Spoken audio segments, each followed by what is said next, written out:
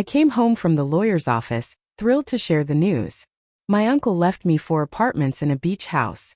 My hand froze on the doorknob when I heard Frank say, "Once she signs the power of attorney, we transfer everything to Stephen's name and get her committed." Vanessa's laugh was sharp as broken glass. "The nursing home already has a room waiting." I stood there, shopping bags cutting into my palms as my 42-year marriage shattered into 1,000 pieces. If you're watching this, subscribe and let me know where you're watching from. I need to back up and tell you how I got here. Standing outside my own front door, eavesdropping on my husband and daughter-in-law, plotting to steal my inheritance and lock me away like yesterday's trash. That morning I'd been at Mitchell & Associates, my Uncle Gerald's law firm. Mrs. Whitman, Daniel Mitchell had said, sliding documents across his mahogany desk. "Your uncle was very specific about his wishes. 4 apartment buildings in downtown Portland, and the beach house in Cannon Beach go directly to you. No joint ownership, no probate, just you." I'd stared at the papers, my hands trembling. Uncle Gerald had always been my favorite, the only one who'd listen when I talked about wanting to study architecture instead of getting married at 23. The total value, I'd whispered conservatively, $8.2 million. I'd driven home in a daze, stopping at the grocery store out of habit. Frank loved his Tuesday pot roast. After 42 years of marriage, some routines ran deeper than thought. I'd even picked up those expensive imported beers he liked, the ones we usually couldn't afford. Now I stood frozen in my own doorway, listening to my husband conspire with our daughter-in-law to rob me. "What about Stephen?" Frank's voice carried through the door. "He doesn't need to know the details yet. Once Dorothy's safely in Riverside Manor, we'll explain how her mental decline made it necessary." "She seemed fine this morning," Vanessa said, and I could picture her examining her manicured nails. "You'll need to sell the confusion angle better. I've been laying groundwork for months, mentioning how she forgets things, gets dates mixed up. Dr. Harrison will sign the evaluation forms. He owes me a favor." My throat closed. All those times Frank had corrected me in front of friends, insisting I'd gotten the day wrong or forgotten a conversation that never happened. I thought I was losing my mind. Turns out I was losing my freedom instead. "When do we make our move?" Vanessa asked. "This weekend. I'll tell her we need to update our estate planning now that Gerald's gone. Get her to sign documents while she's emotional and vulnerable. She won't even read them carefully. She trusts me." The grocery bag slipped from my numb fingers. A beer bottle shattered on the porch and the voices inside went silent. "What was that?" Vanessa hissed. I forced my shaking hands to gather the bags, leaving the broken bottle.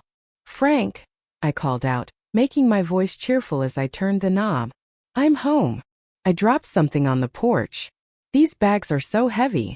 I walked into my living room and found them sitting on opposite ends of my cream-colored sofa. Frank with his newspaper and Vanessa scrolling through her phone. Picture-perfect innocence. If I hadn't just heard them, I would have seen nothing wrong. "Hey, sweetheart." Frank folded his paper and smiled at me. The same smile that had won my heart 42 years ago. "How did it go at the lawyer's office?" I set the bags on the counter, my mind racing. I needed to think, to plan, to figure out how to protect myself. But first, I needed them to believe I suspected nothing. "Oh, lots of paperwork." I started unpacking groceries. My movements automatic. Uncle Gerald left me some properties. Nothing too exciting. "Properties?" Frank's voice sharpened with interest. "What kind of properties?"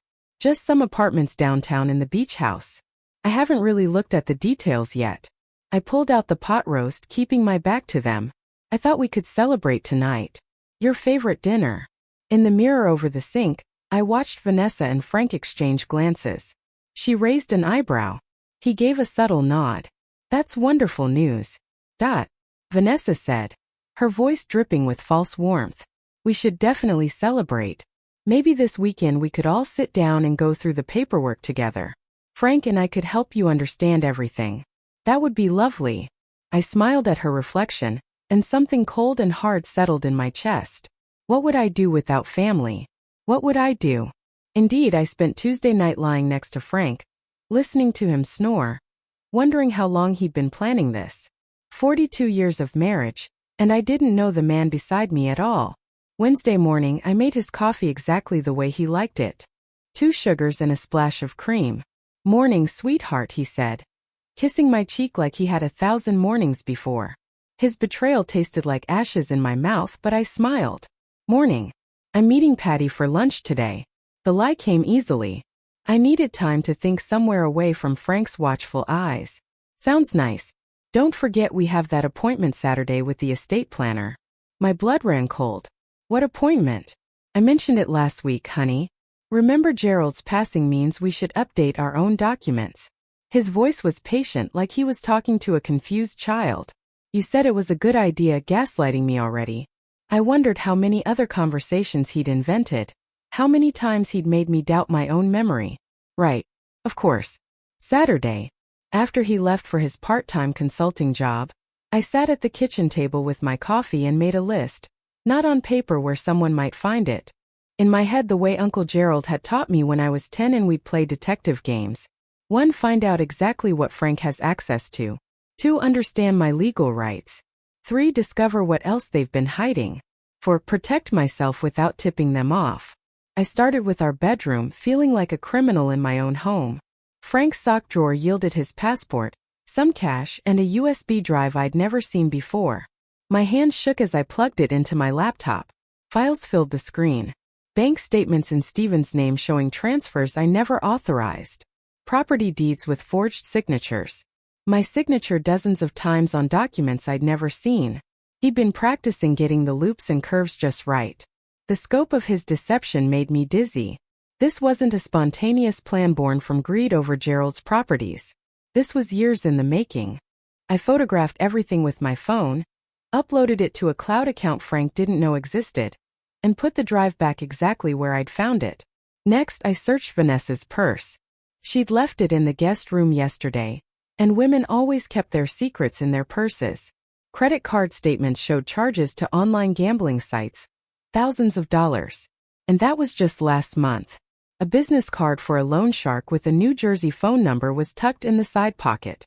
So Vanessa had debts. Frank had a forged document collection. And my inheritance had appeared like an answer to their prayers, a golden ticket they planned to steal. But did Steven know? My son, my baby boy who used to bring me dandelions and call them sunshine flowers. I called him at work. "Hey, Mom." His voice was warm, genuine. "What's up? Just wanted to hear your voice. Are you and the kids free for lunch tomorrow?" "Just us. Your dad mentioned you've been working such long hours. Always time for you. Meet you at Angelo's is at noon." The relief that washed through me was physical. Steven didn't know. Whatever poison Vanessa had been brewing, she'd kept it from my son. That afternoon, I drove to a different law office across town, one Frank wouldn't know about. The attorney, Linda Morrison, was around my age with sharp eyes and a firm handshake. "Tell me everything," she said.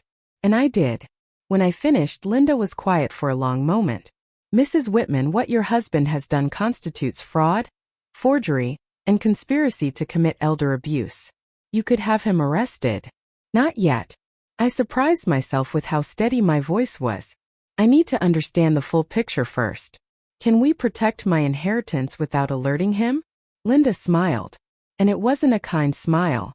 It was the smile of someone who dealt with men like Frank before and enjoyed watching them fall. "Oh, we can do much better than that." Thursday lunch with Steven confirmed what I'd hoped. He knew nothing about Vanessa's gambling or Frank's plans. "Mom, you seem different," he said, studying my face across the table. "Not bad different, just sharper somehow. Your Uncle Gerald's death has made me think about things, about what matters." I reached across and squeezed his hand. "Steven, if someone you loved was in trouble, you'd tell me, right?" His brow furrowed. "Of course. Is something wrong?" "Not yet." I smiled. "But promise me something. If your father or Vanessa ask you to sign anything related to my inheritance, call me first. Don't sign anything without reading it carefully." "Mom, that's a weird thing to ask." "Promise me," he promised, confused but sincere. My boy, my good boy, who deserved better than the viper he'd married. Friday evening, Frank suggested we have dinner at Steven and Vanessa's house. Wouldn't it be nice for all of us to be together, talk about the future? "Wonderful idea," I said, my smile as fake as his concern. "I'll bring dessert." In the mirror, I practiced looking confused, forgetful, vulnerable. The kind of woman who'd sign away her rights without question. The kind of woman Frank thought I was. But here's what Frank didn't know about me. Uncle Gerald hadn't just left me properties. He'd left me his lessons, too. All those detective games, all those discussions about thinking 3 moves ahead. Frank thought he was playing chess. He thought I was a pawn. He was about to learn I'd been studying the board my whole life. Saturday morning, I woke up before dawn and lay there plotting. Frank snored beside me, peaceful as a baby, and I wondered what it said about a person that they could sleep so soundly while planning to destroy someone's life. The estate planning appointment was scheduled for 2 p.m. I had 6 hours. At 7, I slipped out of bed and drove to a copy shop 30 minutes away where nobody knew me. I printed everything from my secret cloud account. The forged signatures, the bank transfers, Vanessa's gambling debts, all of it. 2 complete sets. One for Linda Morrison, one for me, hidden somewhere Frank would never think to look. Where does a 67-year-old woman hide evidence? In plain sight. That's where I bought a binder and labeled it Recipes from Aunt Martha in my Nest handwriting. Frank hadn't cooked a meal in 40 years. He'd never open it. By 9 a.m., I was home making pancakes when Frank came downstairs. Morning beautiful. Big day ahead. I'm looking forward to it. Liar. Liar. Pants on fire. Want to know something funny? I found some old photos yesterday while cleaning. Remember our honeymoon in Seattle? His face softened. The Space Needle. You were so scared going up in that elevator. You held my hand the whole time. I slid pancakes onto his plate. Where did that man go, Frank? For just a second, something flickered in his eyes. Guilt. Regret. Then it was gone, replaced by his comfortable mask. I'm right here. I've always been right here. I almost believed him. That's how good he was. At 2 p.m. we sat in Mark Henderson's office, an estate planning attorney Frank had chosen. Mark was young, ambitious, with a handshake that lasted 2 seconds too long. So wonderful to meet you, Mrs. Whitman. Frank's told me so much about you.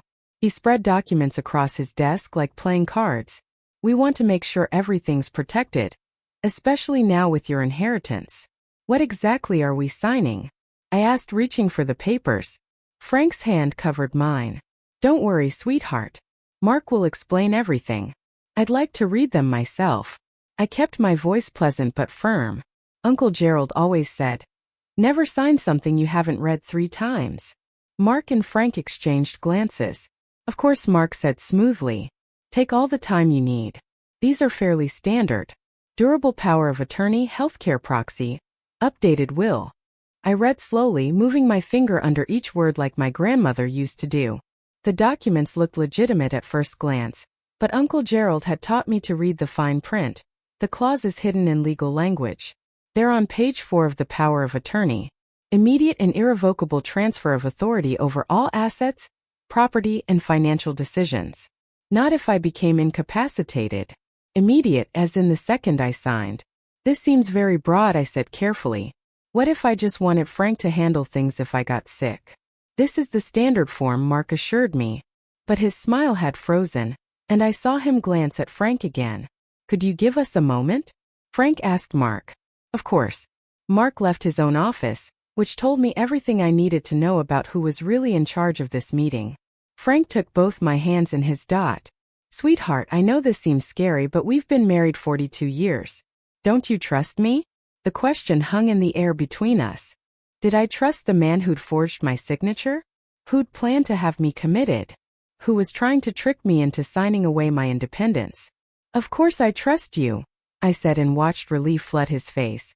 But Uncle Gerald just died 2 months ago. I'm grieving. Maybe we should wait a few weeks. Frank's jaw tightened. The inheritance needs to be protected now. If something happened to you before we got this sorted, what's going to happen to me in the next few weeks? I laughed, making it sound confused and slightly hurt. Frank, I'm 67, not 97.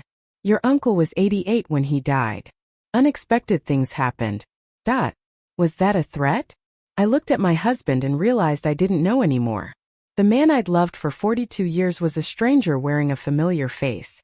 I think I should talk to my own lawyer first, I said quietly. Frank's expression went cold. Your own lawyer? We've used Henderson and Associates for 20 years. For our wills. Yes. But this is different. This is Uncle Gerald's gift to me. I stood up, gathering my purse.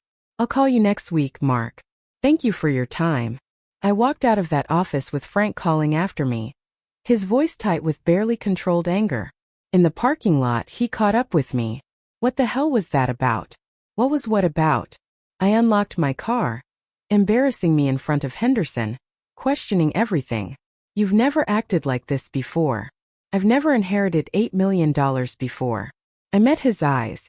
Frank, why are you so desperate for me to sign today? What's the rush? He stepped back like I'd slapped him. I'm trying to protect you, to protect us. But if you don't trust me anymore, I didn't say that. You implied it. He shook his head. You know what? Fine. Take your time. Talk to another lawyer. But his voice dropped low. Money changes people. I hope it doesn't change you. I drove away with my hand shaking so hard I had to pull over after 2 blocks. Money changes people. Like it had changed him. Like it had turned my husband into someone willing to forge documents and plot my imprisonment. My phone buzzed. Linda Morrison. Call me as soon as you can. I called from the parking lot of a grocery store. What's wrong? Nothing's wrong. Everything's perfect. I filed your paperwork this morning. Your inheritance is now in an irrevocable trust with you as the sole beneficiary and trustee. Frank can't touch it. Nobody can touch it. Not unless you choose to give them access. The relief was so intense I had to rest my forehead against the steering wheel. Thank you. There's more. I did some checking on your husband, Dorothy. He's been planning this for a while. Want to know how I know? Tell me. He applied for your commitment to Riverside Manor 6 weeks ago before your uncle even died. The parking lot spun around me. What? The facility confirmed it. He told them you'd had several episodes of confusion and aggression, that you'd become a danger to yourself. He filled out all the preliminary paperwork. Frank had been planning to lock me away before there was even money to steal, just to get rid of me, to be free.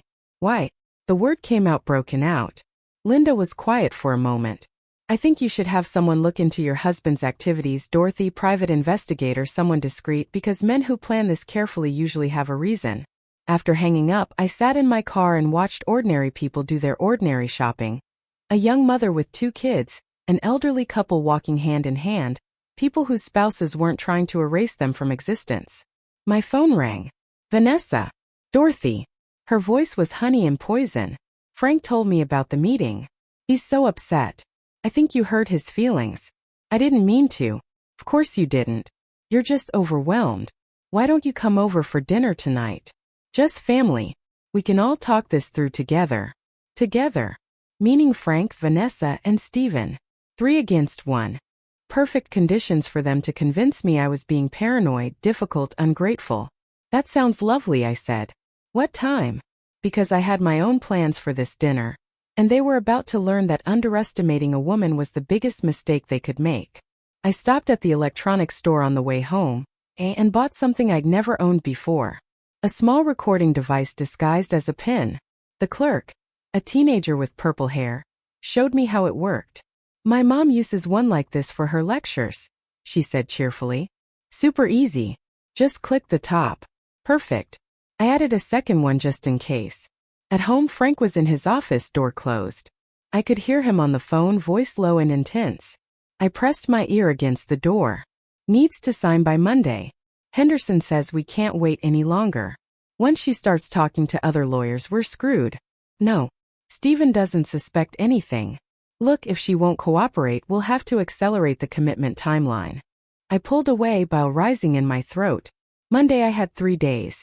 I spent the afternoon in my sewing room, the one place Frank never entered, planning my next moves like Uncle Gerald had taught me. Think 3 steps ahead. Anticipate your opponent's moves. Never show your hand until you're ready to play. Step 1. Document everything at tonight's dinner.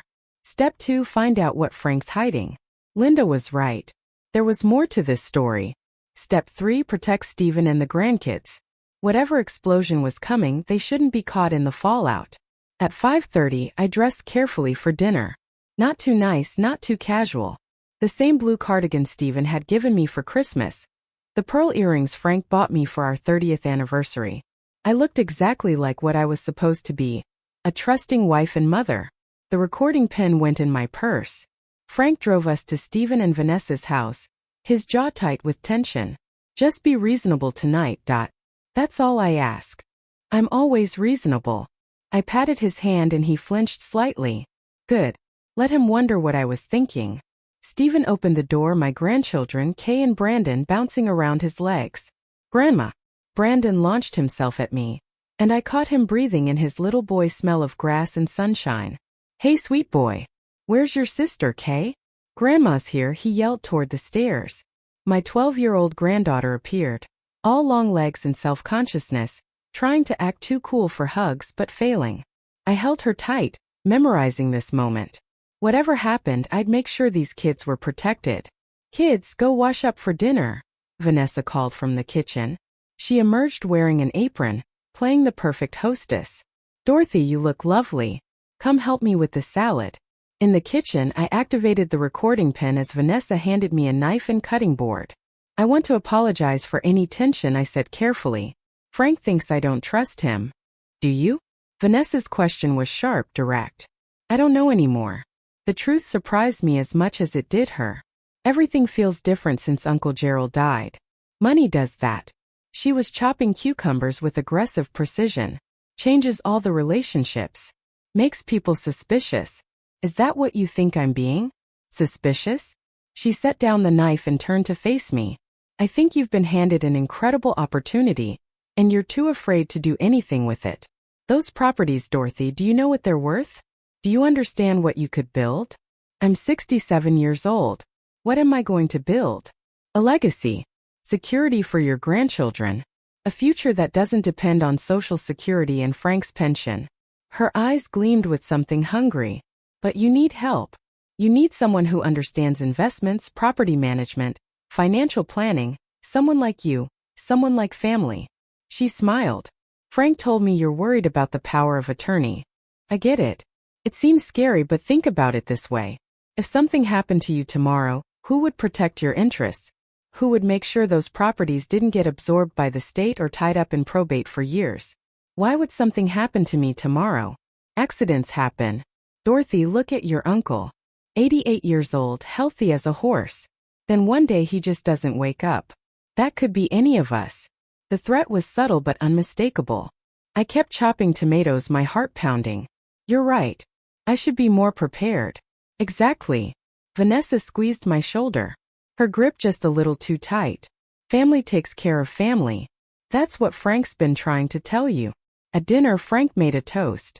To family, to Dorothy's incredible inheritance, and to making sure we're all protected and prepared for the future. Hear, hear. Vanessa raised her glass. Stephen looked uncomfortable. Dad, maybe we shouldn't pressure Mom right now. Uncle Gerald just died. She's grieving. I'm not pressuring her. Frank's smile was tight. I'm being practical. Right, Dot? Right. I sipped my wine, watching them all watch me. Kay and Brandon were arguing about soccer practice, oblivious to the adult undercurrents. Stephen kept glancing between his wife and his father, sensing something wrong, but unable to name it. After dessert, Vanessa suggested the kids go upstairs to do homework. Once they were gone, Frank pulled out papers from his briefcase. I took the liberty of having Henderson draft simpler documents. Nothing scary, just basics. Dad, Stephen started. Stephen, this is between your mother and me. Frank's voice had steel in it. Actually, I said quietly, it involves all of us. These properties will eventually be Stephen's inheritance. Shouldn't he be part of this conversation? Frank's face went red. Don't twist this, Dorothy. Don't make me the villain for trying to protect what's ours. It's not ours though, is it, Frank? I set down my fork with perfect calm. Uncle Gerald left those properties to me. Specifically to me, not to us. Not to the family, to me. The silence was deafening. Of course to you, Vanessa jumped in, her voice soothing. But you're married. In a marriage, everything's shared. Not in Oregon. Oregon is an equitable distribution state, not a community property state. What I inherit is separate property unless I choose to commingle it. I smiled at their shocked faces. I've been reading up. Frank stood abruptly, his chair scraping against hardwood. Since when do you read legal statutes? Since when do you question everything I say? Since I found your USB drive. The words came out before I could stop them. Every face turned white. What USB drive? Stephen asked slowly. Nothing, Frank said quickly. Your mother's confused. I'm not confused. I'm very clear. I stood up, my legs steadier than I expected. The drive with the forged signatures, the transfers to Stephen's account that he didn't authorize, the practice documents where you've been perfecting my handwriting. Mom. Stephen's voice cracked. What's she talking about, Dad? Frank and Vanessa exchanged panicked glances. This wasn't part of their script. I wasn't supposed to know. I was supposed to be the confused, malleable old woman. I think I said quietly that I'll be going home now. Stephen, why don't you walk me to my car? I'll drive you, Frank said tersely. No, the word came out harder than I intended. Stephen will walk me. You'll stay here and explain to our son why you've been forging his mother's signature. I walked out of that house with my head high and my grandson's good night kiss still warm on my cheek. Stephen followed me to the driveway, his face stricken. Mom, I swear to God, I don't know anything about forged signatures or transfers. I know you don't, sweetheart. I cooped his face in both hands. You're my good boy. You always have been. But your wife and your father, they've been planning something for a long time. And I need you to decide whose side you're on. Your side. Always your side. Even if it means your marriage might not survive. He was quiet for a long moment. Then what did they do? Mom, meet me for breakfast tomorrow. Angelo's is 8 a.m. Come alone. And Stephen? I squeezed his hands. Don't tell Vanessa where you're going. I drove home through dark streets. My recording pen full of threats and lies. My heart full of purpose. Frank would be furious when he got home. There might be yelling accusations, maybe worse. But for the first time in months I wasn't scared. I was ready. Frank came home at midnight and I was waiting, not cowering in bed like he probably expected. Sitting at the kitchen table with a cup of chamomile tea and my grandmother's knitting, perfectly calm. We need to talk, he loomed in the doorway, trying to intimidate me with his size and his anger. Yes, we do. I didn't look up from my knitting. Click, click, click went the needles. But not tonight. I'm tired. Tired? You humiliate me in front of our son. Accuse me of forgery. And now you're tired, Frank. It's late. We're both emotional. Let's discuss this in the morning when we've both calmed down. Click, click, click. Stop doing that. He grabbed the knitting from my hands and threw it across the room. I looked at him then, really looked at him, and I didn't see my husband anymore. I saw a stranger, a dangerous one. That was my grandmother's work. Pick it up. Or what? He leaned down, his face inches from mine. What are you going to do, Dot? Leave me after 42 years. Where would you go? Who would want you? A 67-year-old woman with no job, no skills, no life outside this house. Every word was designed to wound, to remind me of my dependence, my vulnerability. A month ago it would have worked. A month ago I would have apologized, backed down, made myself smaller. I'd go to one of the 4 apartment buildings I own, I said calmly. Or maybe the beach house. I hear Cannon Beach is lovely this time of year. He grabbed my wrist, his fingers digging in hard enough to bruise. Those properties are community assets. You can't just, they're not. I checked. Oregon law is very clear about inherited property. I pulled my wrist free and stood up, facing him. And if you ever grab me like that again, I'll call the police. For a moment I thought he might hit me. His fist clenched. His face went purple with rage. Then he turned and walked out, slamming the bedroom door so hard the pictures on the wall rattled. I sat back down, picked up my grandmother's knitting from where it had fallen, and finished my tea. My hands only shook a little. At 7:55 a.m., I was at Angelos's.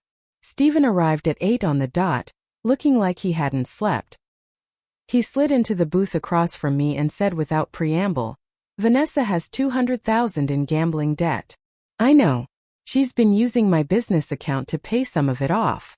I just found out last night after you left. We had a fight that lasted until 4 o'clock a.m. I'm sorry, sweetheart. Don't be. I'm the idiot who didn't notice. He rubbed his face with both hands. She said Dad promised her access to your money to pay off the debts. Said it was a family investment. But Mom, I never authorized any transfers to my accounts. If there are documents with my signature, they're forgeries. I have photos. He was quiet for a long moment. What are we going to do? Not what was I going to do. What were we going to do? My son, my ally. I reached across the table and gripped his hand. I'm going to do something crazy. How crazy? I'm going to throw a party. Stephen blinked. A party? A big one. Announce my inheritance properly. Celebrate Uncle Gerald's life. Invite all our friends and family. I smiled at his confusion. Your father thinks I'm weak. He thinks I'll cave under pressure. So I'm going to give him what he wants. I don't understand. Good. Neither will he. That's the point. I spent the next 3 days planning the party and watching Frank watch me. He was waiting for something. I could tell. Waiting for me to break, to apologize, to come crawling back to ask what I should do with Uncle Gerald's complicated legacy. Instead, I sent out invitations to 30 people. I ordered catering. I bought a new dress, royal blue, with a V-neck that made me look powerful instead of old. I hired a bartender and a server. Frank couldn't figure out what game I was playing. Why are you doing this? He asked Wednesday evening, watching me address envelopes at the dining room table. Uncle Gerald would have wanted a proper memorial, a celebration of life. I looked up at him with wide, innocent eyes, don't you think? With 30 people and catering, that's going to cost a fortune. I can afford it now. I smiled sweetly. That's the point of inheriting money, isn't it? To be able to do nice things. He couldn't argue with that logic, but I could see the wheels turning in his head. He thought this was my breakdown. Me spending money recklessly, proving I couldn't handle the responsibility. Perfect justification for taking control. Let him think that. Saturday night, our house was full of people. Friends from church, neighbors, Frank's golf buddies, my book club ladies, Stephen and his family, even Linda Morrison, my attorney, who everyone assumed was just a family friend. Frank worked the room like a politician, telling everyone about my inheritance, playing the proud husband. My Dorothy's come into some property. 4 apartment buildings downtown and a beautiful beach house. I keep telling her we should start planning vacations. For buildings? Martha from book club whistled. Dorothy, you're a real estate mogul. Just lucky. I raised my glass. Uncle Gerald was generous. Vanessa was charm personified. Helping serve appetizers, making conversation. Only Stephen saw through her performance. He kept close to me all evening. A silent protector. At 9:00 p.m., I clinked my glass for attention. Thank you all for coming. I wanted to share some exciting news. I could feel Frank's anticipation. His assumption that I was about to announce I was signing the properties over to family management. Vanessa actually licked her lips. I'm going on a trip, I announced, for 2 whole weeks. I'm going to visit all of Uncle Gerald's properties, meet the tenants, understand what he built, really get to know my inheritance. The room erupted in congratulations and questions. Where would I stay? Was I taking anyone with me? 2 weeks alone. Wasn't I scared? I'll be fine. I've booked hotels, rented a car, made appointments with the property managers. It's all arranged. I smiled at Frank's frozen expression. I leave Monday morning. After everyone left, Frank cornered me in the kitchen. You can't be serious. 2 weeks alone. You haven't traveled by yourself in 40 years. Then it's time I started. I loaded glasses into the dishwasher, not looking at him. Dorothy, I forbid it. I stopped loading and turned to face him. You forbid it? I'm not your child, Frank. I'm your wife and I'm going. What about us? What about working on our relationship? You've been distant all week because you tried to steal my inheritance. The words hung in the air between us, sharp and undeniable. Because you forged documents. Because you planned to have me committed. Did you really think I wouldn't find out? His face went through several expressions. Shock, denial, anger, finally settling on something like resignation. Everything I did was to protect us. To protect you from making mistakes. Mistakes like keeping my own property. Maintaining my independence. You're not independent. You haven't worked in 35 years. You don't understand money, investments, legal matters. You need guidance from someone who's been practicing forging my signature. I finished loading the dishwasher and closed it with a decisive click. I'm leaving Monday. When I get back, we'll talk about what happens next. But Frank, I looked him straight in the eye. The days of you making decisions for me are over. I walked upstairs, locked the bedroom door, and packed my suitcase. Behind me, I could hear Frank pacing in the hallway, muttering to himself. Sunday morning, I went to church alone, sat in our usual pew, and prayed for the first time in months. Not for forgiveness, not for guidance. I prayed for strength to do what needed to be done. Linda Morrison texted me during the service. Investigator has news. Urgent. Call me. I called from the church parking lot. What did you find? Your husband has a storage unit you don't know about. In it, he has detailed financial records of your uncle's properties, documents showing he was tracking Gerald's health for the past year. And she paused. Dorothy, he has brochures from 3 different nursing homes, all dated from before Gerald died. My hands went numb. He was planning this for over a year at least. The investigator also found something else. Regular payments to a woman named Christine Morrison. $2,000 a month for the past 3 years. I'll send you her address. She's in Seattle. I drove home in a daze. $65,000 in 3 years for what? A mistress? Blackmail? Another secret I didn't know about. When I got home, Frank was in his office again, door closed.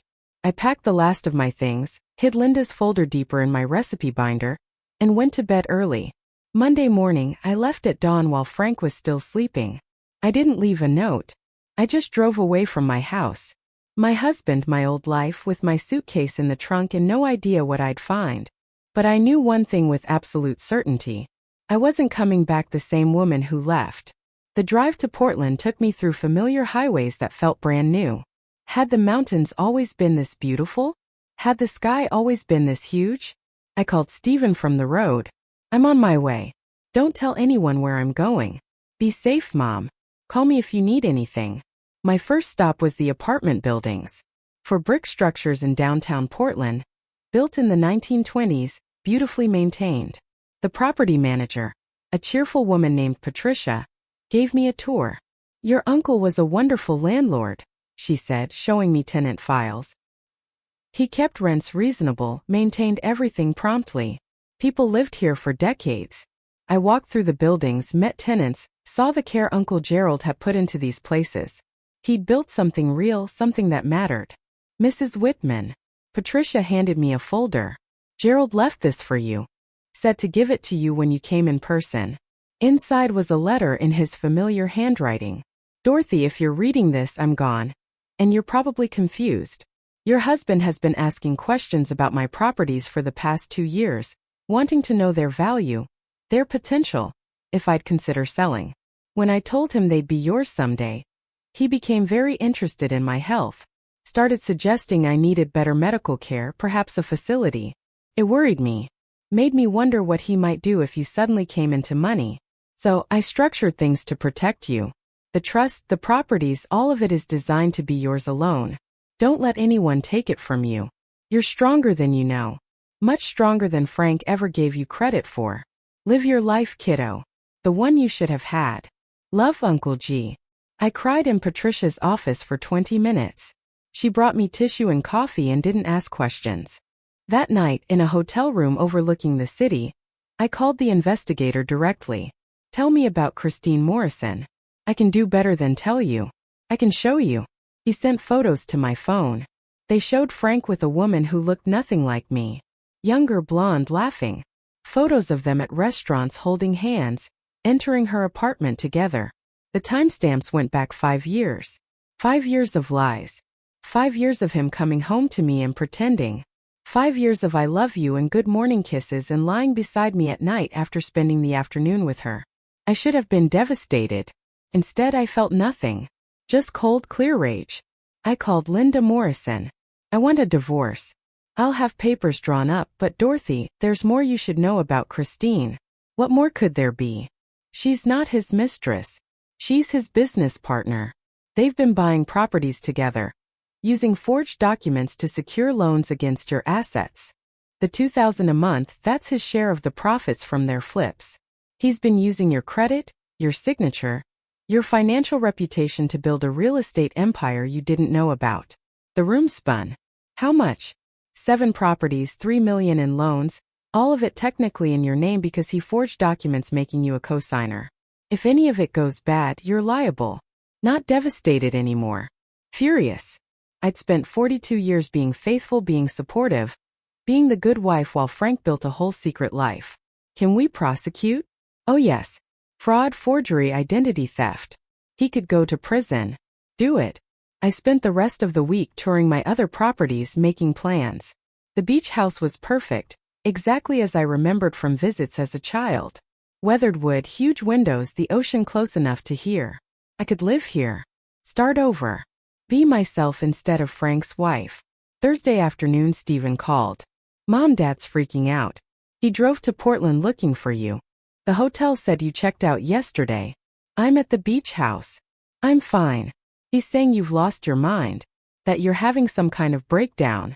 Vanessa's backing him up, telling everyone you need help. Course she is. Stephen, I need you to do something for me. Can you access your father's office, his computer? Why? Trust me. An hour later, Stephen called back. Mom, there are files here, business plans, property records, and they're all in your name, but I've never seen any of this before. Photograph everything. Upload it to the cloud. Then lock his office and don't say anything. What is all this evidence? I looked out at the ocean, watching waves crash against the shore. Your father's been living a double life, Stephen, and it's about to catch up with him. Friday morning, a registered letter arrived at the beach house. Linda's firm had found me. Inside were divorce papers, fraud charges, and a restraining order against Frank. Also inside, photos the investigator had taken just that morning. Frank and Christine at a bank trying to secure another loan using more forged documents. He didn't even stop when I left. He escalated. I called Linda. Serve him today publicly. I want everyone to see. Are you sure? This will be ugly. Good. I'm done protecting his reputation. I stayed at the beach house all weekend, walking on the sand, thinking about Uncle Gerald's letter, the life I should have had. I'd given up architecture school to marry Frank. Given up my dreams to support his career. Given up myself piece by piece until I forgot who I was. Not anymore. Monday morning I drove back to Portland. Not home, to Stephen's house. He answered the door, looking exhausted. Dad's been calling nonstop. The papers were served Saturday at his golf club in front of everyone. Good, Mom. He's telling people you're sick. Vanessa's supporting him. They're trying to build a case that you're incompetent. I smiled. Let them try. I have recordings of them planning to steal my inheritance. I have evidence of his fraud. I have 5 years of proof that he's been lying to me. Let them try to prove I'm incompetent. Stephen laughed, surprised. You're scary when you're angry. I'm not angry, sweetheart. I'm done being afraid. That week I stayed with Stephen. Vanessa moved out back to her parents' house. The evidence of her gambling debts and her partnership with Frank in their schemes was overwhelming. I'm filing for divorce too, Stephen told me Wednesday evening. I can't believe I didn't see what she was. Love blinds us. I hugged him tight. But we see clearly now. Thursday, Frank called my cell phone. I almost didn't answer. Then I realized I wanted to hear what he had to say. Dorothy, please. We can work this out. There's nothing to work out. Frank, you forged my signature. You stole my identity. You planned to have me committed. You had a partner in real estate fraud. For 5 years you lied to me every single day. Christine means nothing. The business was just a way to secure our future. Your future, not ours. You were planning to leave me once you had enough money. The nursing home wasn't about control. It was about getting rid of me so you could be free. His silence confirmed everything. Here's what's going to happen. I continued. You're going to face fraud charges. I'm going to divorce you and take everything that's legally mine. You'll be lucky if you don't go to prison. After 42 years, this is how you treat me. After 42 years of devotion, this is how you treated me. I hung up. Friday afternoon. I got a call from a number I didn't recognize. Mrs. Whitman, this is Christine Morrison. I almost hung up. Then curiosity won. What do you want to apologize? I didn't know about the forged documents.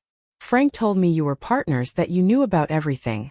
When the investigator showed me the truth, her voice broke. I'm cooperating with the prosecutor. I'll testify about everything Frank did. The forgeries, the schemes, all of it. Why should I believe you? Because he did the same thing to me that he did to you. Made me think I was special. That we were building something together. Then I found out I'm the fourth woman he's pulled this scheme with. We're all just marks to him. Fourth woman. Fourth life he tried to steal. I thanked her and hung up. Not angry anymore. Just tired. Tired of Frank. Of lies. Of discovering new betrayals every day. That night, Stephen and I sat on his back porch with wine and Chinese food. What happens now? He asked. Now I live my life. Really live it. Uncle Gerald left me more than property. He left me a second chance. I'm proud of you, Mom. I looked at my son, my good son, who'd stood by me when everything fell apart. I'm proud of us both. We survived. That's enough. But I knew it wasn't just survival. It was the beginning of something new, something better. And Frank. Frank would learn what happens when you underestimate a woman who's finally learned her worth. The DNA results arrived on a Tuesday morning, while I was replacing a broken garbage disposal in Building 3. Bradley called, his voice hollow. She's mine. Emma's mine. I sat down on the tenant's kitchen floor. Wrench still in hand. Thank God Lucas isn't. The words came out strangled. My son, the kid I've been raising for 3 years. He's Paul's. The wrench slipped from my fingers, clattering on the tile. Paul had a son with Vanessa. My husband had created a child with my daughter-in-law, while I'd been babysitting them both. Completely oblivious. Bradley, I'm so sorry. Vanessa's lawyer called this morning. She wants full custody of Lucas. Says I have no legal rights since I'm not the biological father. He was crying now. Harsh sobs that broke my heart. Mom, I love that little boy. He calls me Daddy. How do I explain to a 3-year-old that I'm not really his father? You are his father. Biology doesn't change 3 years of love. Tell that to the family court system. After we hung up, I sat in that stranger's kitchen and thought about the cascading destruction Paul had caused. Not just stealing, not just fraud, but destroying his own son's family, creating a child he'd never intended to claim, using everyone around him as props in his desperate scramble to save himself. That afternoon, I called my property manager friend, the one Sarah Chun had introduced me to. Linda, I need advice on something that's not about buildings. Shoot, if someone wanted to hurt me financially, really hurt me. What's my biggest vulnerability right now? Linda was quiet for a moment. Your tenants, if someone convinced them you were unstable or unreliable, you could face mass exodus. New property owners always face skepticism. Add in rumors of mental incompetence and you'd have a disaster. My blood ran cold. That's what I was afraid of. Why is someone targeting you? My ex-husband is desperate and angry, and he knows exactly where to strike. The first sign came 2 days later. Mrs. Chun in Building 1 called apologetic but firm. Mrs. Harper, I'm sorry, but we've decided not to renew our lease next month. My husband found us a place closer to his work. Mrs. Chun had been a tenant for 8 years. She told me just last month how much she loved the building. Then Mr. Rodriguez from Building 2. My daughter thinks we should move. She's worried about the new management. By Friday, I'd received 5 non-renewal notices. All long-term tenants. All suddenly finding reasons to leave. I drove to Building 1 and knocked on Mrs. Chen's door. She opened it cautiously, and I saw fear in her eyes. Mrs. Chun, please be honest with me. Did someone contact you about me? She glanced behind her nervously. A man came by, said he was your husband, that you were having problems, memory issues, that the buildings might not be properly maintained anymore. Did he offer you money to leave? First month's rent at a new place? He said he was trying to protect us from a bad situation. I thanked her and went to each building, knocking on doors. The story was the same. Paul had visited every tenant who'd given notice, spinning tales of my incompetence, offering incentives to leave, trying to tank my rental income and force me to sell at a loss. That evening, I called a tenant meeting at Building 1's community room. 18 people showed up. Curiosity overriding caution. I stood at the front, hands shaking but voice steady. My name is Margaret Harper. Some of you have met a man claiming to be my concerned husband. I want you to know the truth. I told them everything. The inheritance, the fraud, the separation, the affair. I showed them Dr. Chen's evaluation proving my competence. I explained that Paul was trying to destroy me financially because I'd refused to be his victim. I understand if you want to leave. I finished. I'm new to this. I'll make mistakes. But I promise you this. I'll be honest. I'll be fair. And I'll take care of these buildings the way my uncle did for decades. You have my word. Mrs. Chun stood up. My husband and I will be staying. We've lived here 8 years under Mr. Robert, and we trust his judgment. If he left these buildings to you, that's good enough for us. One by one others stood. Not everyone. 3 tenants still left, but 15 stayed and 2 told me they'd spread the word that I was legitimate. Walking back to my car, I felt something shift inside me.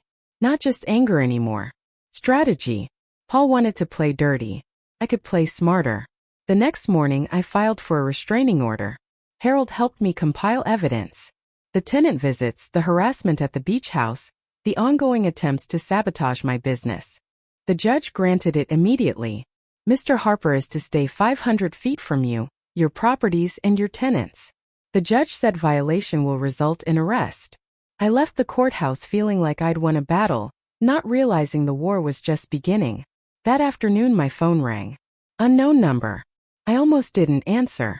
Mrs. Harper, this is Detective Sarah Morrison with Portland PD. We need to talk about your husband. My stomach dropped. What about him? He's filed a police report claiming you've stolen $4 million in assets that rightfully belong to the marital estate. We need you to come down to the station. I sat in my car hand gripping the phone. Of course. When restraining orders didn't work, Paul escalated. If he couldn't harass me directly, he'd use the legal system to do it for him. I'll be there in an hour, I said, with my attorney. Harold met me at the station, briefcase in hand. Don't say anything without me present. Detective Morrison was younger than I expected, maybe 35, with sharp eyes that missed nothing. She led us to an interrogation room, and I felt like a criminal, even though I'd done nothing wrong. Mrs. Harper, your husband claims you've hidden assets and committed fraud to deprive him of his share of the marital estate. Harold slid a folder across the table. Mrs. Harper inherited property through an irrevocable trust established before her marriage. It's not marital property. Here's the documentation. Detective Morrison reviewed the papers, her expression neutral, and the fraud allegations. Mr. Harper is the one who committed fraud, Harold said calmly. We have documented evidence of forged power of attorney, conspiracy to commit elder financial abuse, and ongoing harassment. Would you like to see it? The detective's eyebrows rose. Think I would. 2 hours later, I walked out of the police station with Detective Morrison's card and a promise that she'd be looking into Mr. Harper's claims more thoroughly. In the parking lot, Harold put a hand on my shoulder. This is going to get uglier before it gets better. I know, I said. But what I didn't say was that I was ready. Paul had started this war thinking I'd surrender. He'd forgotten that I'd survived 64 years of life, raised a son, buried my parents, and rebuilt myself from nothing. I wasn't the same woman he'd married, and he was about to find out exactly how much he'd underestimated me. The property management course started on Monday. I'd enrolled in an intensive 6-week program that met 3 evenings a week, taught by a retired real estate investor named Marcus Webb. The classroom was in a community college building, and I felt ridiculously out of place among the younger students. Most of you are here to break into property management as a career, Marcus said during the first session. Anyone here actually own property? I raised my hand along with 2 others. How many units? 48, I said. The room went silent. Even Marcus looked surprised. Well then, looks like we have a serious investor in the room. During the break, 3 students approached me. One was a young woman named Kayla, maybe 30, with intelligent eyes and a firm handshake. Mrs. Harper, I'm graduating with my property management certification next month. If you're looking for help managing 48 units, I'd love to interview. I studied her. Confident but not cocky. Eager but professional. Send me your resume. By the end of the first week, I'd learned more about tenant law, maintenance protocols, and financial management than I'd thought possible. I started implementing systems in my buildings: online rent payment, digital maintenance requests, quarterly inspections. The work was exhausting but satisfying. For the first time in my adult life, I was building something that was entirely mine. Bradley called Thursday evening. Mom, I need a favor. A big one. What's wrong? Vanessa's lawyer filed an emergency custody hearing. She's claiming I'm unstable and unsafe around Lucas. They're trying to get sole custody and supervised visitation only for me. On what grounds? Paul gave them a statement. said, "I've been violent, aggressive, that he's afraid for his grandson's safety." Bradley's voice was tight with rage. "He's lying, Mom. He's lying to take Lucas away from me. We'll fight this. I'll testify. I'll hire the best family law attorney in Portland. It's next Tuesday. Can you be there?" Wild horses couldn't keep me away. The custody hearing was in a small courtroom that smelled like old carpet and stale coffee. Vanessa sat with her attorney, looking pale but determined. Paul sat in the back row, his presence like a dark cloud. The judge was a stern woman in her 60s named Judge Patricia Walsh. She reviewed the paperwork with a frown. "Mr. Harper, you're asking for sole custody of a 3-year-old boy, claiming the father who has raised him since birth is suddenly dangerous. These are serious allegations." Vanessa's attorney stood. "Your Honor, we have testimony from the child's biological grandfather, expressing concern about Mr. Bradley Harper's recent behavior, erratic decisions, financial instability, anger management issues." "Call your witness," Judge Walsh said. Paul took the stand and I watched my ex-husband lie under oath. He described Bradley as increasingly unstable, claimed he'd witnessed violent outbursts, suggested that the stress of learning about Lucas's paternity had triggered something dangerous. It was all fiction. Carefully crafted fiction designed to destroy our son. When it was Bradley's turn, his attorney called me to the stand. "Mrs. Harper, you're Bradley's mother. How would you describe his relationship with Lucas?" "Lucas is the center of Bradley's world. He coaches his t-ball team, reads to him every night, takes him to the park every Saturday morning. The biological test results were devastating for Bradley, but they didn't change his love for that little boy." And Mr. Paul Harper's testimony about Bradley's instability. I looked directly at Paul. "Paul Harper is a liar. He's been lying for years. He had an affair with his daughter-in-law, fathered a child with her, and is now weaponizing that child to punish our son for supporting me. Every word he said on this stand is designed to hurt Bradley, not protect Lucas." Vanessa's attorney objected, but Judge Walsh held up her hand. "I want to hear this. Continue, Mrs. Harper." I told the judge everything: the fraud, the affair, the restraining order, the police report. I watched Paul's face turn red, watched Vanessa sink lower in her chair. "Your Honor," I finished, "Paul Harper is using this child as a weapon. He doesn't care about Lucas's well-being. He cares about punishing me and Bradley for refusing to be his victims." Judge Walsh was silent for a long moment. "Mr. Harper, please approach the bench." Paul stood, confident, swagger in place. The judge's next words wiped it away. "Mr. Harper, I've been a family court judge for 23 years. I've seen many things, but using a child as ammunition in an adult vendetta is perhaps the most despicable. I'm ordering an immediate investigation into allegations of fraud and perjury. Bailiff, please escort Mr. Harper out of my courtroom." The bailiff moved toward Paul, and the swagger disappeared. "Your Honor, I have a right to you have the right to remain silent," Judge Walsh interrupted. "I suggest you exercise it." As they removed Paul from the courtroom, Judge Walsh turned to Vanessa. "Miss Thompson, sole custody is denied. Joint custody will remain in place pending investigation of these allegations. If I find that you knowingly used fraudulent testimony to deprive Mr. Bradley Harper of his parental rights, you will face consequences. Do you understand?" Vanessa nodded, tears streaming down her face.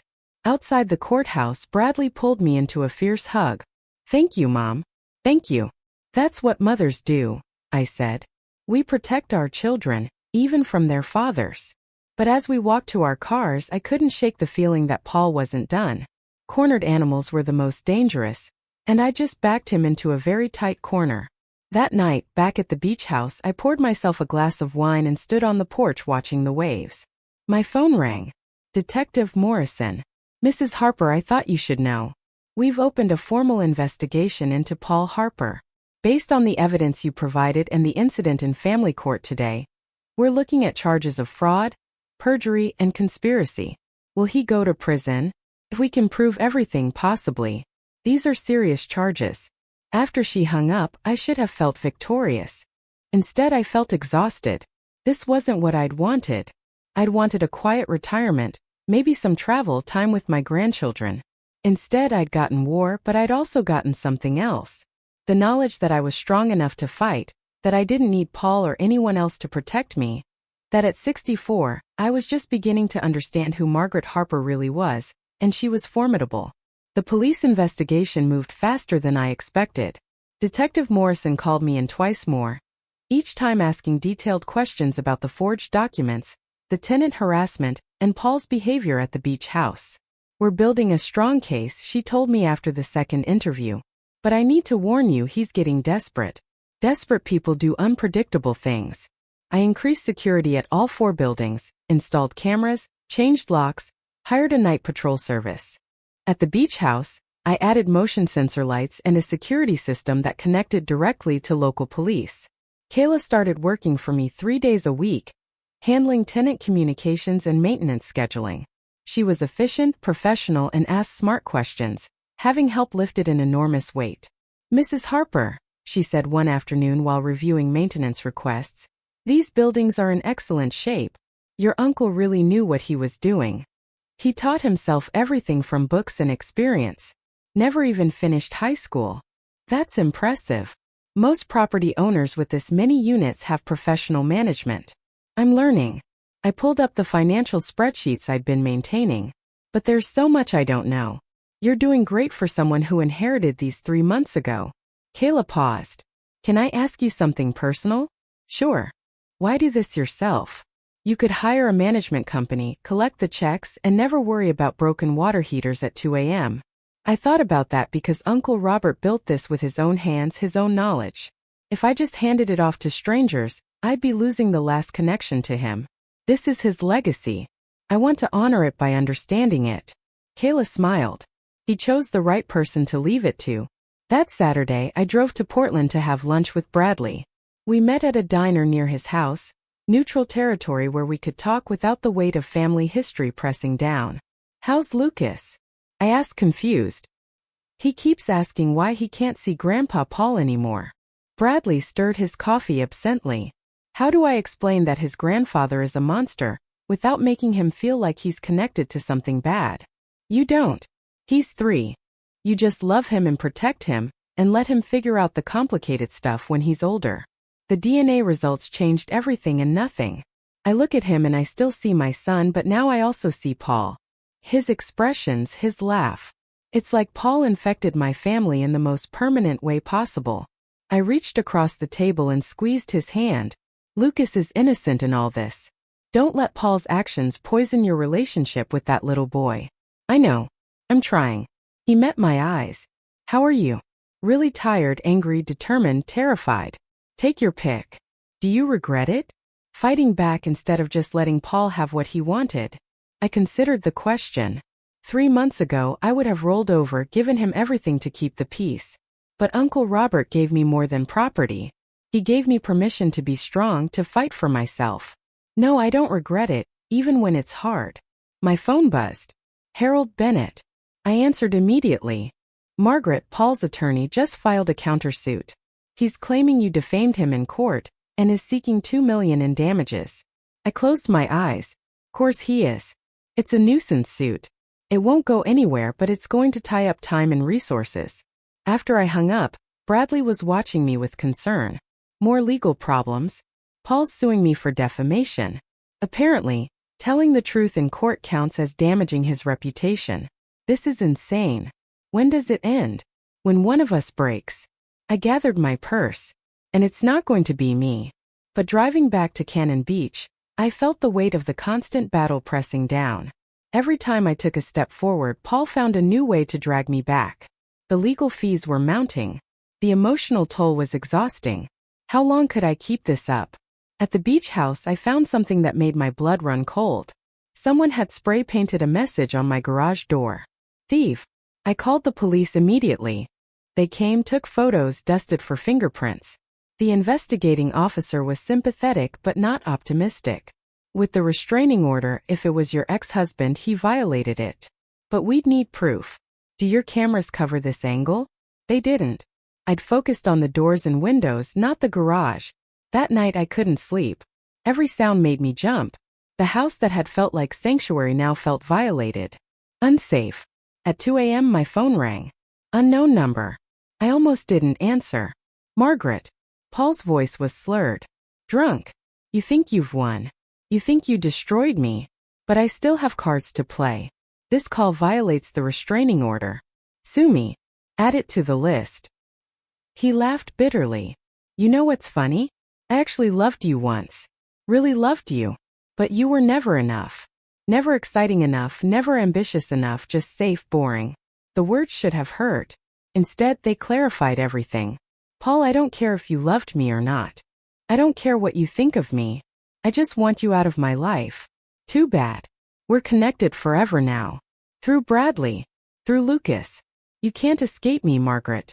I'll always be there in the background reminding you that you're not as strong as you think you are. I hung up and immediately forwarded the recording to Detective Morrison and Harold.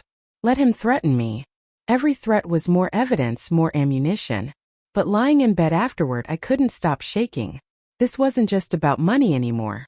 Paul wanted to destroy me completely, and I wasn't sure I had the strength to keep fighting. The next morning, Rebecca called. I'm coming to visit. Don't argue. I'm already at the airport. She arrived that afternoon, took one look at my face and pulled me into a hug. You look like hell, Maggie. I feel like hell. We walked on the beach and I told her everything. The vandalism, the lawsuit, the phone call. Rebecca listened without interrupting, her jaw getting tighter with each revelation. You need to end this, she finally said. Not by giving up, by going on offense. What do you mean? Stop reacting to Paul's attacks and start attacking back. Find his weakness and hit it hard. I don't know what his weakness is. Rebecca stopped walking and looked at me. Yes, you do. His ego, his reputation, his belief that he's smarter than everyone. Use that. She was right. Paul's entire identity was built on being the successful consultant, the respected businessman, the charming manipulator. What if I exposed all of it? I need to make some calls, I said. Walking back to the house with my sister beside me, I felt something shift. Rebecca was right. I'd been playing defense, trying to protect what was mine. But defense only got you so far. It was time to play offense. And Paul Harper was about to discover that Margaret Harper was done being anyone's victim. The plan came together over the next week. Harold connected me with a forensic accountant named David Chan, no relation to my neuropsychologist. David specialized in uncovering financial fraud, and he agreed to audit Paul's business records. If he's been hiding money or cooking books, I'll find it, David promised. Failed businesses usually have interesting financial trails. While David worked, I reached out to Paul's former clients, not to badmouth him, just to ask questions. How long had they worked with Paul? Why had they ended the relationship? Were there any concerns about his professional conduct? The responses were illuminating. 3 clients mentioned money that had gone missing. 2 described projects Paul had billed for but never completed. 1 suspected he'd been using their business accounts for personal expenses. This is embezzlement, Harold said when I showed him the evidence. If we can prove it, Paul won't just face civil charges.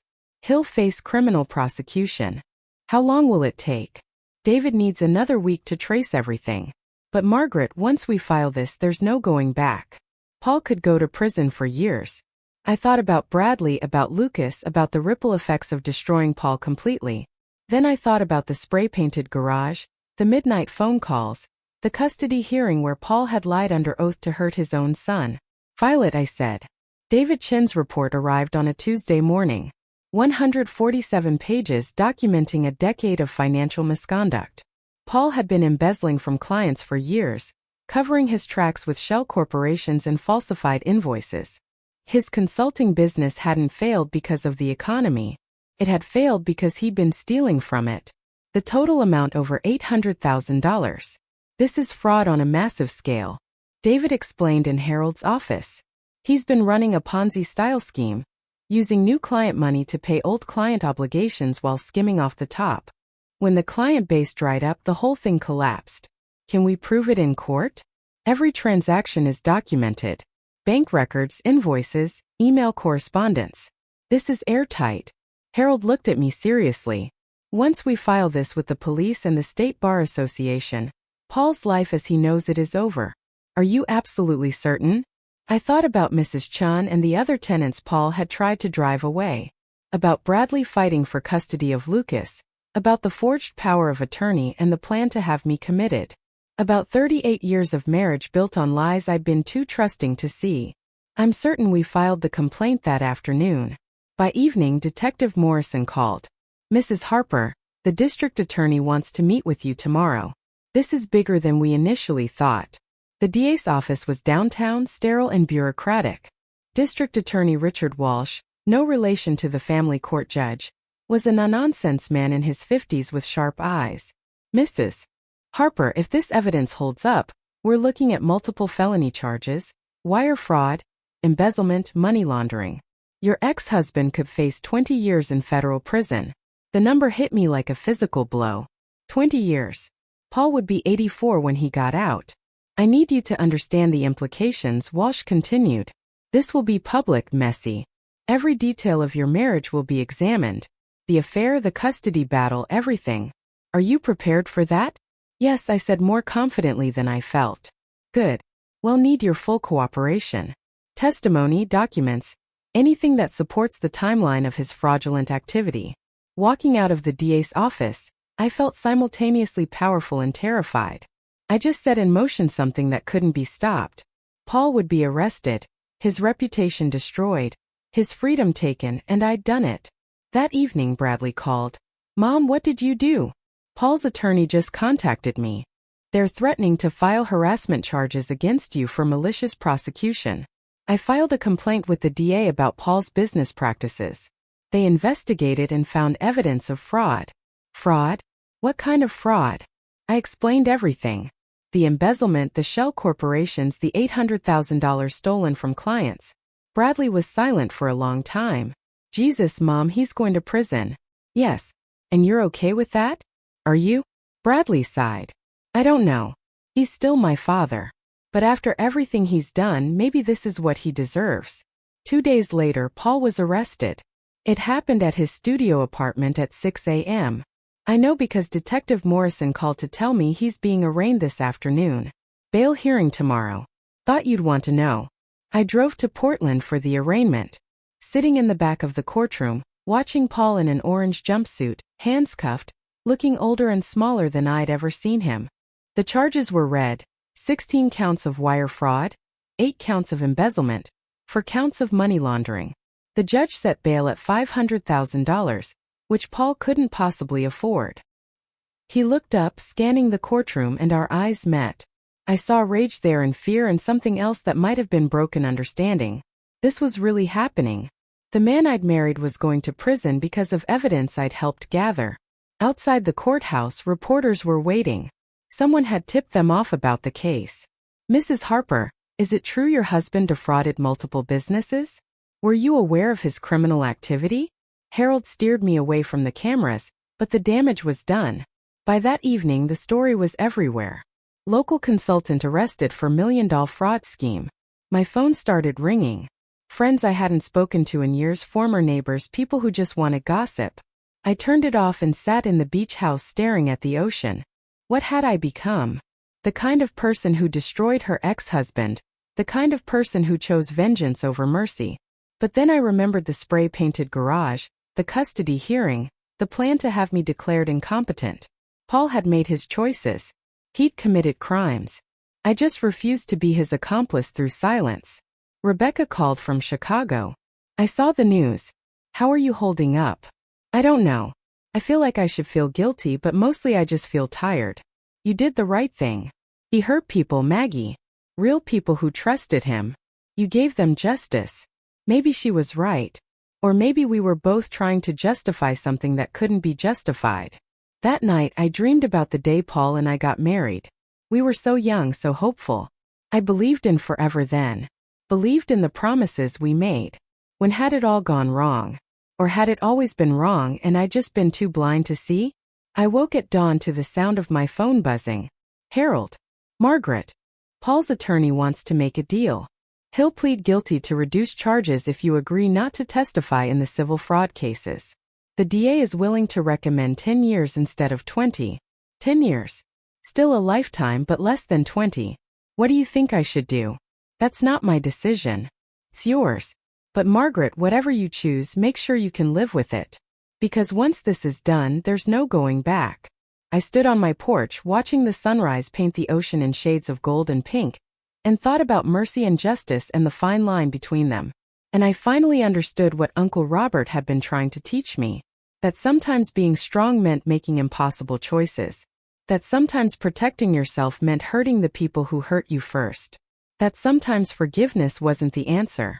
Tell the DA I'll testify. I said no deals. The trial lasted 3 weeks. Every day I sat in that courtroom listening to evidence of Paul's crimes. Former clients testified about missing money. Bank records showed elaborate schemes. Email exchanges revealed a calculated, methodical pattern of theft spanning 12 years. Paul's defense attorney tried to paint him as a desperate man driven to extremes by financial stress. But the evidence was overwhelming. This wasn't desperation. This was systematic fraud. On the witness stand, I testified about Paul's behavior in our final months together. The secrecy, the lies, the plan to have me committed. The defense attorney tried to make me look vindictive. Mrs. Harper, isn't it true you're only pursuing these charges because you're angry about your husband's affair? No, I said calmly. I'm pursuing these charges because he stole $800,000 from people who trusted him. The affair is between him and his conscience. The jury deliberated for 6 hours. When they returned, Paul wouldn't look at me. On the count of wire fraud, how do you find guilty? On the count of embezzlement, how do you find guilty? 16 counts. 16 guilty verdicts. Paul's face went gray as reality sank in. Sentencing was scheduled for 2 weeks later. I didn't attend. I'd seen enough. Paul received 14 years in federal prison. With good behavior, he'd serve 10. He'd be 77 when he got out. The civil cases followed. 5 former clients sued Paul for restitution. I testified in 3 of them. 3. All 5 won judgments totaling over $1 million. Money Paul would never be able to pay. When it was finally over, I drove to the beach house and didn't leave for a week. I walked the beach, read books, cooked elaborate meals for one. I processed what I'd done and what had been done to me. Bradley visited on Saturday.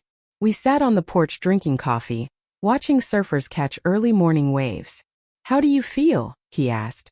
Now that it's really over. Empty, I admitted. I thought I'd feel victorious or justified. Instead, I just feel hollow. He's my father and he's gone. But honestly, Mom, I'm relieved. Every day he was free was another day he could hurt someone. You mean Lucas, you didn't destroy him. He destroyed himself. You just refused to go down with him. Emma and Lucas came running up from the beach, soaking wet and laughing. Lucas threw his arms around Bradley's neck. Daddy, look what I found. A perfect $100 hole in white. That's amazing, buddy. Bradley held him close, and I saw Lucas wasn't Paul's weapon anymore. He was just a little boy who loved his father. Can we come back next weekend? Emma asked me. I love the beach house. Anytime you want, sweetheart. Watching them play in the surf, I realized this was Uncle Robert's real gift. Not the property or the money, the chance to rebuild, to create something honest. A month later, I hired Kayla full-time. She was brilliant at property management, better than I'd ever be. Together, we renovated 2 vacant units and raised the rent on others to market rate. The buildings were thriving. I started taking photography classes at the community college. Something just for me. Something that had nothing to do with property or revenge or rebuilding, just art. Rebecca came to visit for a week. We walked the beach, cooked together, talked about everything and nothing. One evening she said, "You're different now, stronger but also softer somehow." I don't feel stronger. That's because you're strong enough now that you don't have to prove it anymore. 6 months after the trial, I got a letter from Paul. Prison mail, heavily censored. He'd written pages, but most had been redacted. What remained was brief. Margaret, I don't expect forgiveness. I don't deserve it. But I need you to know I'm sorry. Not sorry I got caught. Sorry I became the kind of man who could hurt you. You deserved better. You always did. I hope you find peace. I read the letter 3 times, then put it in a drawer. Maybe someday I'd have a response, but not today. Today, I just let it be another piece of the past. The day I turned 65, I threw myself a party at the beach house. Bradley and the kids came. Rebecca flew in from Chicago. Kayla brought her husband. Linda and Marcus from the property management course showed up with champagne. We ate, drank, laughed on the porch as the sun set over the Pacific. Emma played piano. When had Uncle Robert gotten a piano, and Lucas sang off-key. It was chaotic and perfect. "Happy birthday, Mom," Bradley said, pulling me aside.